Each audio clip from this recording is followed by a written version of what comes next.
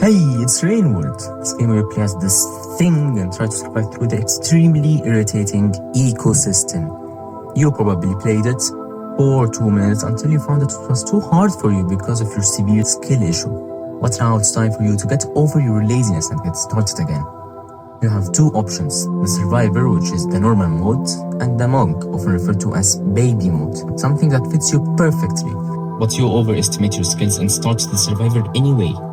Now just admire the cutscene and feel free to set whichever scene you like the most as your desktop wallpaper. You're playing as this slug cat that has been given the gift of being an orphan by the amazing nature. Stare at the controls like an absolute moron for 15 minutes until you finally figure out how to walk. Walk to the right and climb a pole.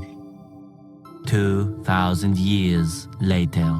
Just hold up, it's really not that hard. Hold up, what are you doing? Proceed to fall off about 274 times until you finally get up to this room. You see bat, you eat bat. Now it's time for you to make a jump. No, not like that. Man, even nature has to teach you how to do it right. Fun fact, did you know it rains in the world of the rain? Just hurry over. No, not that way, the other way. Congratulations, you just survived your first ever cycle. I'm surprised you made it this far. Admire the sleep part, question the weird symbols, and continue. Now go explore until you easily get distracted by some rocks. Well, hello there. This is a lizard, and you should probably run away. Now that you've finally made it past this lizard, be greeted with the biggest L of your life, since you just wasted your time on a dead end. If you ever find this yellow flower, make sure you immediately consume it. After you've stocked up on food and became Nikocado avocado. Find another shelter or just go back to the first one. I don't really care. Just hibernate again so you can survive yet another day. Or to be specific, run away another day. These weird symbols are your karma level. Every time you die, it decreases by 1. But every time you hibernate, it increases by 1. Now replay that part 42 times so your 2 brain cells that are fighting for 3rd place can understand this system. After being rained on for 12 seconds straight, find this ominous glowing pipe and go up through it. Stand still on this totally not dangerous machine thing and enjoy listening to some relaxing sound effects. If you can't get it to activate, that means you're under karma level 3. So you should stop dying and start coping, then heading back to grind social credit for an hour. Once you are through, find yourself a spear, then throw it at this red plant. Now that you have all the food that you need, head directly back to bed because you used so much energy by walking all the way here. Remember the leap from the tutorial? Try to copy the exact same steps, twice. Keep walking to the right and try to not be eaten by this very intimidating lizard. From this point you have 2 options. The first is skipping half the game and going through the easier path. And the second is going through the long and totally fun path where you will suffer. I mean, have a wonderful time. Done thinking? Good, because we are going through the long path anyway. So head up here and I don't think you can possibly get lost here. This is a path that will lead you directly to your goal. However, I'm sure you'd find a way to mess it up somehow.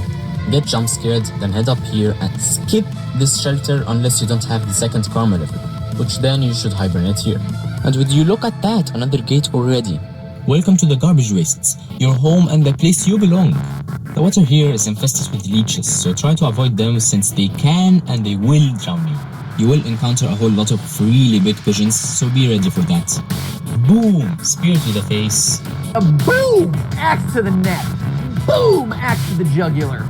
Boom! I will let you explore the place for a bit, but I will give you a goal. Try to find this room specifically and have at least the 3rd karma level. Grab this pearl and have nature explain even more stuff for you since everyone knows you are completely clueless. Take the pearl with you to the scavenger top and drop it, not throw, drop it on the ground as payment to be able to pass. While we are here, you might as well learn some cool movement tech. If you run for a reasonable distance and switch directions, then immediately jump, you will perform a backflip. Do that, then hold down with the horizontal direction to perform a roll. If you tap down with the horizontal direction, you will perform a slide. Now rewind that part 341 times since you have the intelligence of a brick until you can at least manage a backflip. However, since all good things come to an end, your skills and understanding of this game will remain immortal. Continue and try to not die to the leeches, go through the gate and hibernate here. I'm surprised you got this far. I guess you really aren't completely useless after all. Now is a good time to introduce wall jumping. You can hold onto a wall and jump to the other side and repeat that to wall jump. It's way too simple to mess up, and I'm not expecting a single task that you can ever do properly. Welcome to the Shoreline.